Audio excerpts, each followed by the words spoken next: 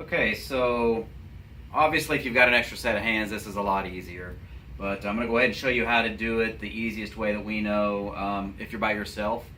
So same process, you're going to go through, you're going to measure out with your ruler halfway to your board, so about 12 inches, you're going to leave that mark. We're going to align the bottom of the shield with that mark that you've made using the same tools.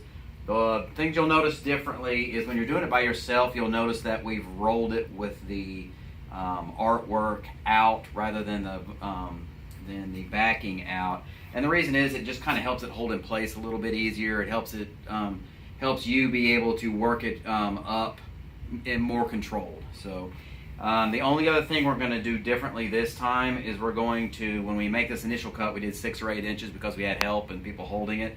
This first cut that we make off the backing is going to be about 3 or 4 inches. Just going to be a little bit smaller. It's just so it will be a little bit more manageable since you're doing everything by yourself. So we're just going to work that up.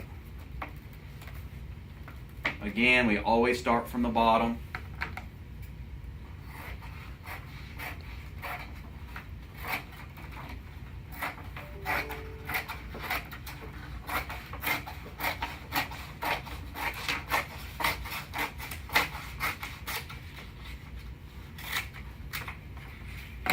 Got that trimmed off.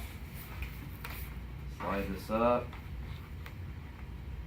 So I'm going to come right in here. I'm lining up the point of that shield right to that mark I made in the center of my board. And then I'm aligning the bottom as flush as I can get it. We always start with the bottom. This time I'm going to use the credit card with the tape on it just to kind of show you it really doesn't matter. I've just got some masking tape on there. Alright, so get that first part put down. And then just kind of keep this part rolled up. The whole point is trying to be able to manage this a little bit easier. So I'm going to take that backing. And I'm just going to, oh, tore on me. Take that backing. Get it started up. We don't want to go too far. But we've got that backing up and pulled up this direction now, right? So then just take your credit card or squeegee or whatever you've got and start working it up. Pretty much it's the same process as before. You're just having to kind of handle both parts at the same time.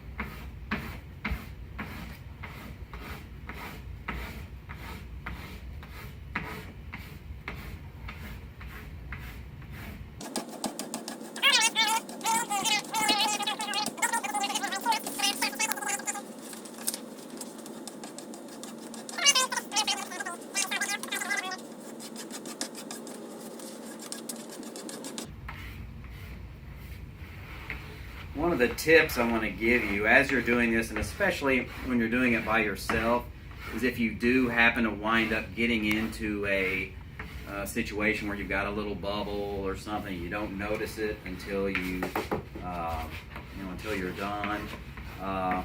Shouldn't do it, but in case you wind up missing it with your squeegee or whatever, just take a hairdryer and heat that up, and then go back over it with your squeegee. And what that'll wind up doing is it basically heats up that adhesive, and it helps you kind of work the bubbles out better. Or for another example would be if you made a mistake, maybe up towards the end or somewhere, and you had to peel it back and then put it back down. You felt like it wasn't adhering quite as well. Take that hairdryer, heat that adhesive back up, and it goes right back to full strength. So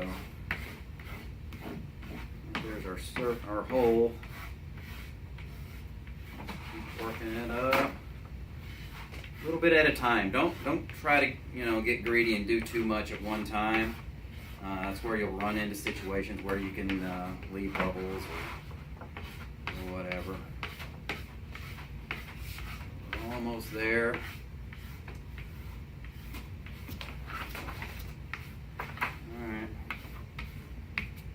Cut out nice the edges. You can kind of go back over, make sure you haven't missed anything.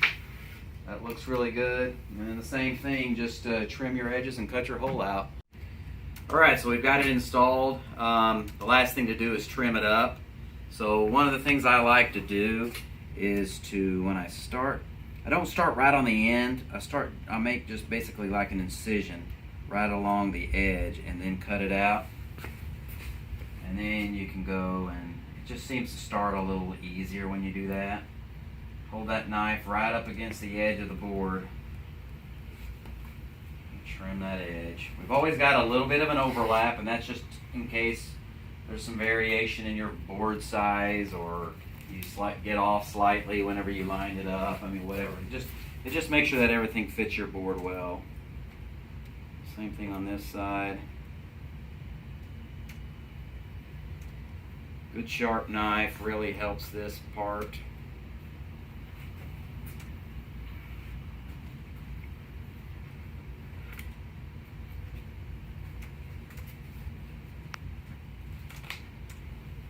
Turn that piece off. So the last thing we've got to do is the hole. Again, we don't mark the hole or anything, because again, if the hole in your board's a little bigger or smaller or a little off center or whatever, this allows you to cut and make sure that it fits your board and there's no black spot or whatever. Keep it right up against the edge of the board.